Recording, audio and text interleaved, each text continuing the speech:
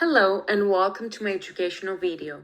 My name is Liana Constantinou and I am a master's student in the International Energy Program of C.CharveriatSc-Po in Paris. Today, we will discuss the potential challenges of a future European carbon border tax on EU's key international trading partners. At the same time, we will examine policy recommendations the EU and its partners can adopt to mitigate the adverse effects of such a mechanism while respecting the principles and objectives of sustainability and energy transition. But first, let's clarify what a carbon border adjustment tax is and why the EU is pursuing its implementation. The EU is fighting to combat the climate change by setting out a clear path towards reducing carbon emissions by 55% compared to the 90s levels by 2030 and to become a climate-neutral continent by 2050. One method to reach these goals is by enforcing a carbon border adjustment mechanism aimed to prevent carbon leakage and support EU's climate goals while encouraging partner countries to establish carbon pricing policies to fight climate change as well. This mechanism refers to the imposition of a carbon price on imports of targeted products: cement, aluminium, fertilizers, electric energy production, iron, and steel, which are carbon intensive. This measure is meant to be fully implemented in January 2026. International reactions to the European carbon border tax are asymmetric. While countries prioritizing climate action show support, those with a relatively high export dependence on the EU and high carbon intensity of production express their opposition. This opposition stems from a series of arguments and concerns triggered by a potential carbon border tax. Firstly, the largest initial impact is estimated to be the rising cost of selected goods and services. In particular, consumers will face financial pressure as the prices of final products will increase in an attempt of producers to compensate for the rising price of raw materials once CBAM enters into full force. Accusations of unilateralism, discrimination, and protectionism from BRICS countries have also been expressed. These states argue that the new tax will discourage the global will to tackle climate change collectively, as the law will hamper the economic growth of developing countries. In the meantime, the Chinese argue that it does not comply with the Paris Agreement, as it violates the common but differentiated capacities and responsibilities principle, under which developed countries should lead the way in fighting climate change. Since there is no exception for the least developed countries, this mechanism will penalize countries that are the least responsible for the climate crisis, but yet the most affected by it, placing lower income and climate vulnerable countries in a disadvantaged position.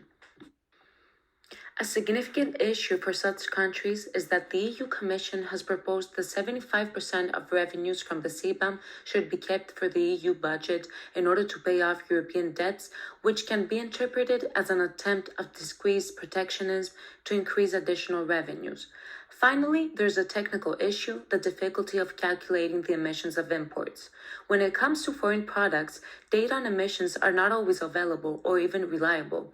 The EU has proposed the use of EU products' carbon footprint as a benchmark or the introduction of carbon footprint certifications. However, there are unfairness concerns due to the limited accuracy of these methods.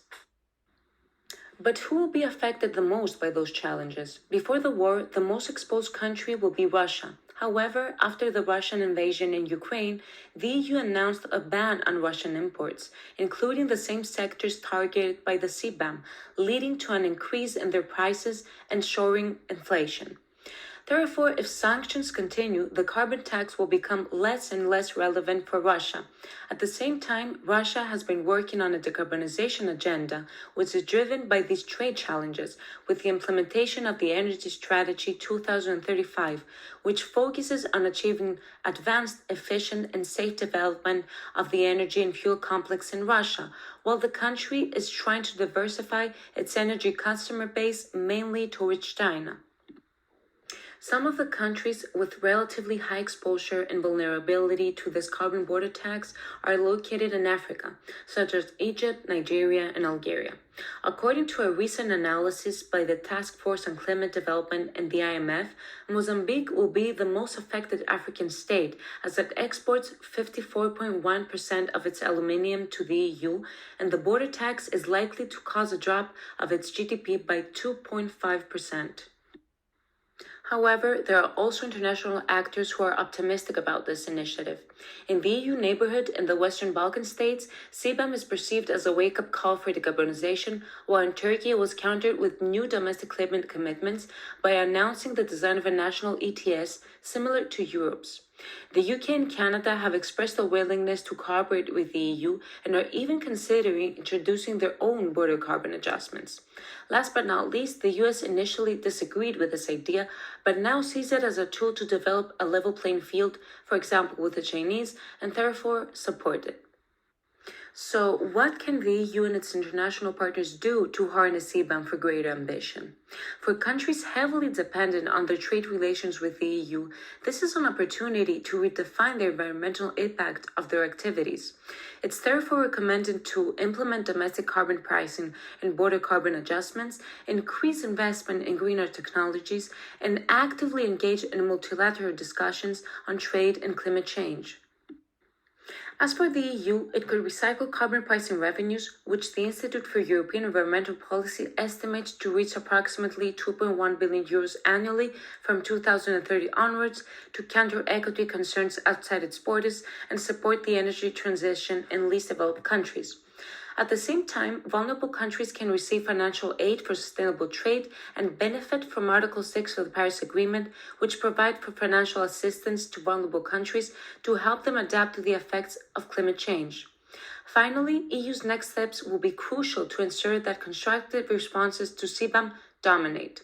Domestic delivery of the ETS is essential, while continued dialogue with third countries is necessary to foster global coordination on carbon levels.